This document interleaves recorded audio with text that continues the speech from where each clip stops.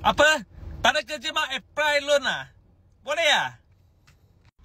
Hai korang, selamat petang. Saya Andy. Andy nak ceritakan hari ini.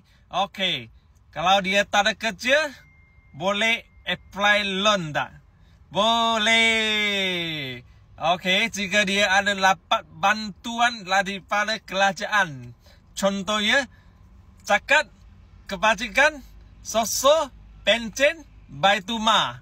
Kalau sesiapa yang ada dapat bantuan macam ni, tiap-tiap bulan ada masuk duit dalam akaun dia, boleh cuba apply loan dengan Andy. Okey, selain ini, okey, kalau sesiapa yang baru kerja, 1 bulan ke 2 bulan, at least dia gaji ada masuk bank 1 bulan lah.